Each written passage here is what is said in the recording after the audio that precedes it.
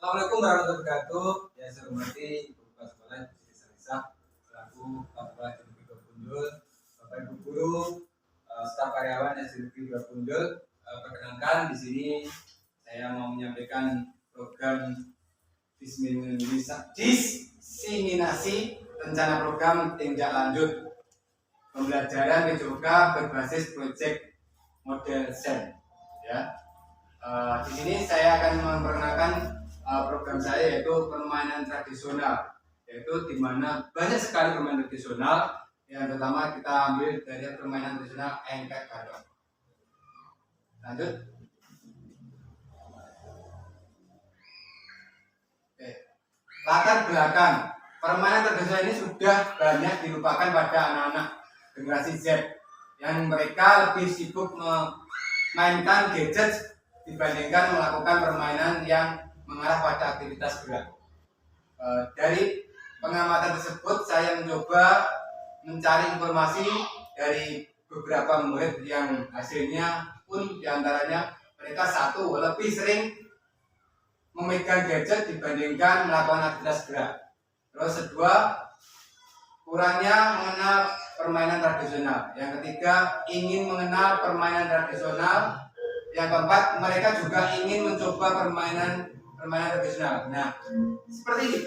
Berarti anak itu sebenarnya pengen untuk menjadi mengetahui bagaimana untuk permainan tradisional itu. Nah, karena kebanyakan generasi ini yang banyak memegang HP. Nah, tujuan saya memadukan seperti ini adalah biar anak mengenal permainan tradisional yang ada di daerah kita. Jadi karena mungkin kenapa? Karena anak sendiri sebenarnya pengen tahu bagaimana Pak permainan tradisional itu, anak-anaknya bagaimana. Nah, itu berarti kita menggunakan apa dari seperti yang saya berikan dari pertanyaan dari murid yang saya tanyakan itu, maka saya punya pikiran seperti inilah yang akan saya berikan. Lanjut. Visi dan tujuan program. Visi: guru PJOK yang berpihak pada murid dan mendukung penumbuhan suara, pilihan, dan kepemilikan dalam diri murid. Jadi ada mendukung suara, pilihan, dan kepemilikan. Berarti anak itu memiliki suara, apa usulan mereka untuk permainan apa, jadi mereka punya usulan. Terus apa kepemilikan, dia suka apa, nah kita ada. Terus tujuan program untuk memfasilitasi pembelajaran PJOK yang berpusat pada murid dengan melibatkan komunitas belajar dalam sekolah. Jadi di dalam kegiatan kita ini melibatkan apa, nanti tujuannya seperti itu. Jadi kita bisa melihat murid itu bagaimana dia bisa mencapaikan apa yang menurut mereka itu apa. Nah, kita sebagai guru, sebagai fasilitator memberikan arahan. Lanjut. Capaian program. Capaian 1, murid dapat memahami dan mempraktikkan permainan tradisional. Yang kedua, pembelajaran PJOK dengan melibatkan KBS. Yang ketiga, terwujudnya profil Pancasila, pembelajaran Pancasila. Terus langkah 1, berdiskusi bersama pimpinan guru dan murid. Yang kedua, penilaian pada peran dalam tahap afiliasi.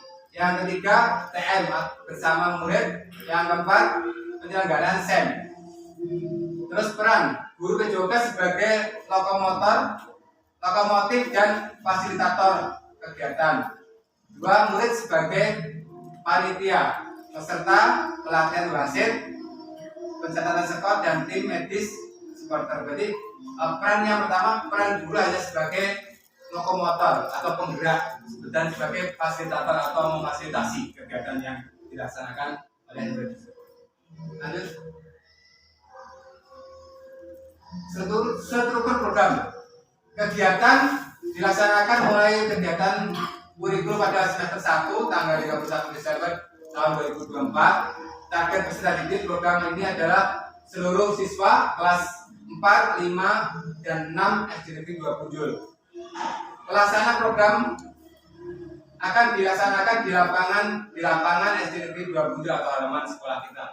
Kegiatan ini akan disusun dan dilaksanakan oleh siswa. Jadi kegiatan ini sepenuhnya dirancang oleh siswa. Karena seperti yang pertama tadi bahwasanya guru hanya memfasilitasi kegiatan dan memberikan dukungan saja. Lanjut.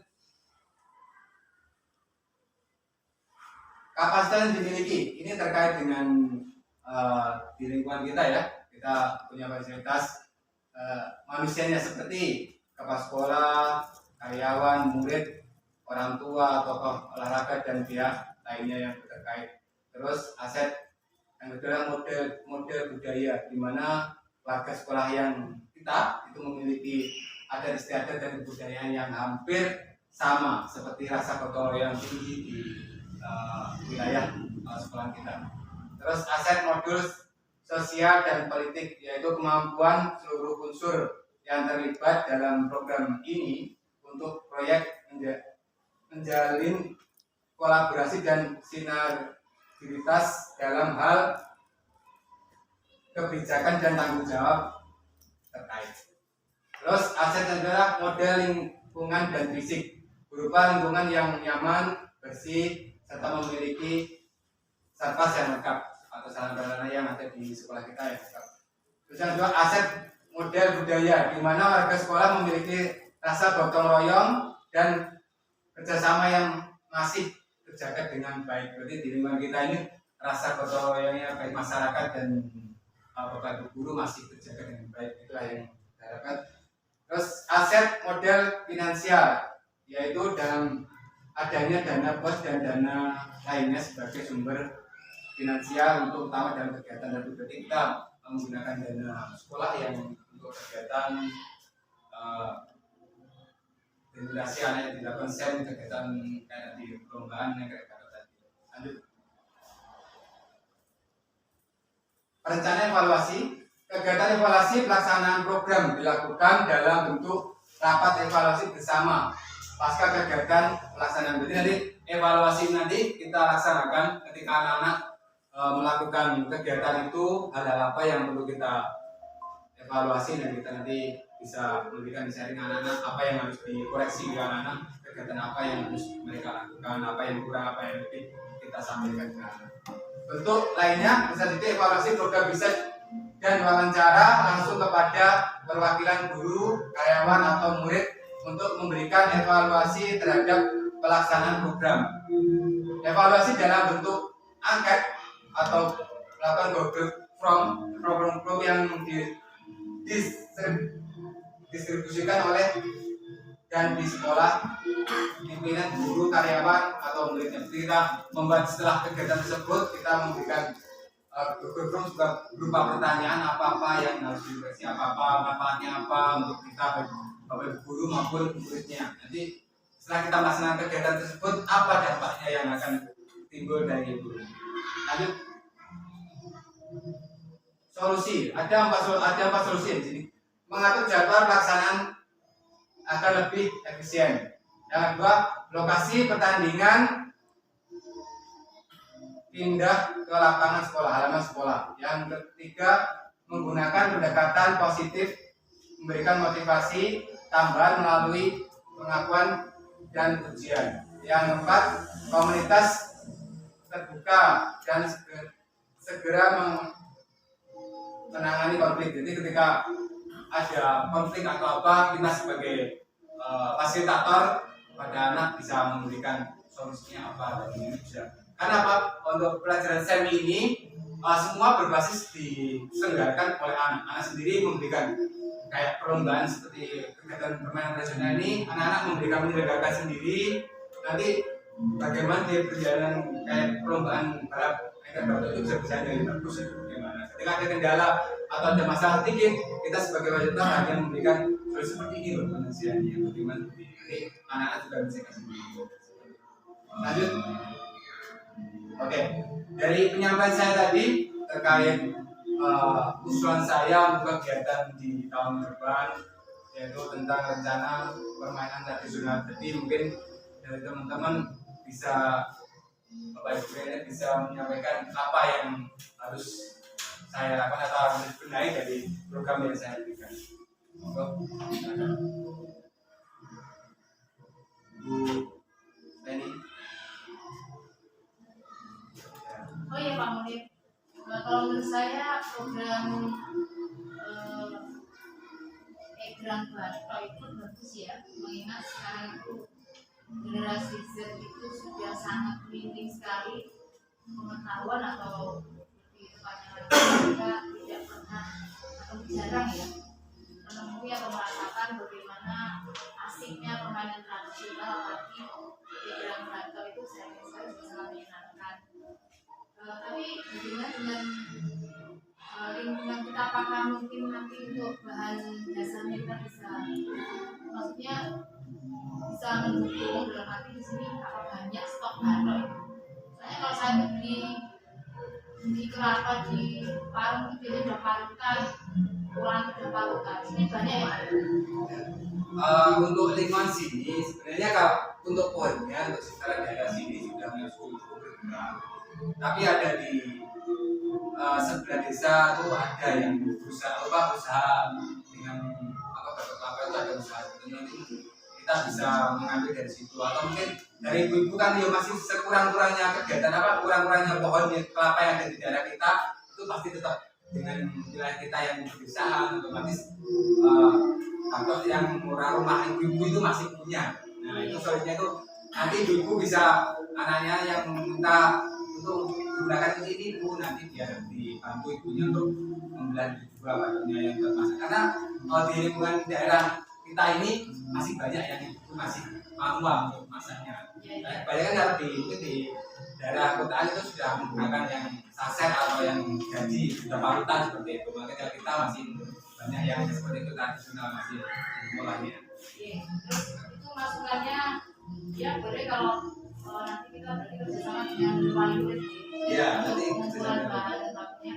Terus masukannya kita juga harus jeli dalam memilih kondisi kantor. Takutnya karena kantor itu juga punya yang keras, kalau kita nggak jeli mungkin yang rapuh atau yang tipis itu ya Bu ya bisa melukai. Jadi kita harus pintar-pintar. Biasanya yang agak lebih ulat itu yang kondisi kelapa yang gimana? Yang setengah tua atau bisa tua itu kan tipis terus gampang patah itu takutnya Pak Munir nanti harus pakai egrang terus melukai kaki juga nanti kan kita kurang perhitungan. Untuk pemilihan alatnya itu biasanya menggunakan kelapa yang sudah tua ya, sudah tua otomatis cangkangnya batok kelapa itu sudah kuat.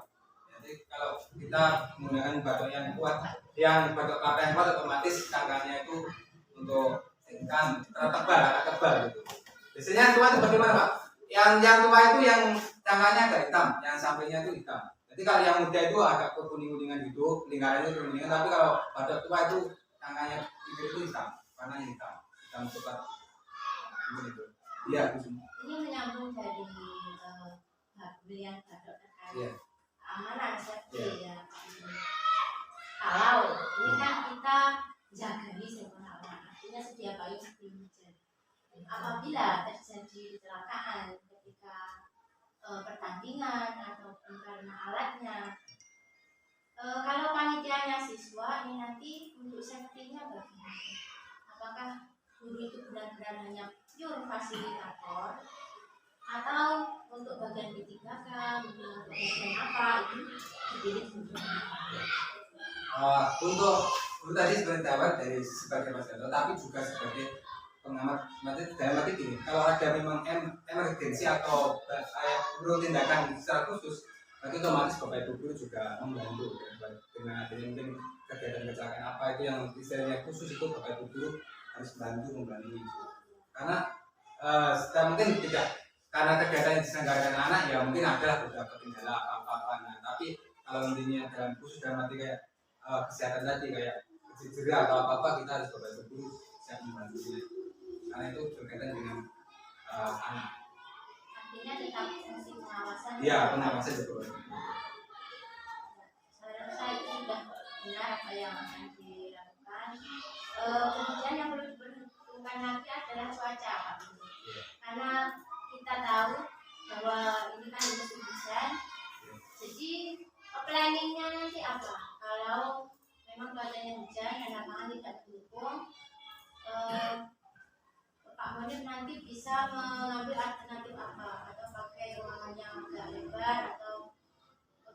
solusinya? Ini ya teman-teman, karena ini masih rencana ke depannya, nanti kita bisa mungkin kalau jadwal pun juga kita masih bisa berkomunikasi dengan teman-teman semuanya, juga bapak ibu atau ibu sekolah juga. Nanti pastinya ini bagaimana itu pagi, ada pada pagi hari atau bagaimana nanti pas waktunya atau kalau hari saya kan kita nggak bisa lihat ya, mungkin secara cuaca kita nggak bisa tahu, tapi kalau pagi mungkin minimalis untuk kendala hujan atau apa mungkin agak sedikit berkurang. Jadi kita pagi, dan untuk pelaksanaannya mungkin kalau kegiatan karena ini mungkin pelaksanaan di akhir tahun atau mungkin ada kendala juga, mungkin bisa dilaksanakan di pertengahan bulan atau awal pertengahan bulan di Desember ini bisa. Mungkin nanti kita bisa bersama. Berarti tidak harus. Ya, tidak harus. Ya, kita sesuaikan dengan kita nanti sesuai dengan iman kita bagaimana mensikapi usulan dari saya ini. Terima kasih Pak. Mungkin dari sini ada pertanyaan. Saya rasa itu rencananya sudah bagus Pak Murid. Kita tunggu saja pelaksanaannya. Ya itu tadi untuk masukannya, safety-nya harus kita perhatikan betul. Kalau yang ulet itu agak ulet itu nanti kan tidak gampang. Untuk badannya kita yang pakai ulet yang tua, nanti yang di sini-sininya itu warnanya belakangnya hitam. Kalau yang muda biasanya kuning loh, yang kita bilang itu warnanya kuning. Tapi kalau yang tua betul tua itu yang mungkin sabutnya sudah warna coklat, itu biasanya dalamnya juga di lingkaran badannya itu juga warna coklat. Nah itu sudah kuat untuk Terus juga kita harus ngecek secara berkala, karena kalau sudah dipakai beberapa kali benar-benar retak atau apa itu harus diperhatikan. ya betul. Itu sebelum kegiatan ini, meskipun nanti yang diselenggarakan oleh siswa yang kita harus sebagai juga mengecek keamanannya juga. Jadi kita mengecek sebelum kita kegiatan itu, kita cek, kita amati, kita betul-betul sambil mengawasi juga, nanti biar lancar dan menjadi kegiatan ini berjalan dengan lancar.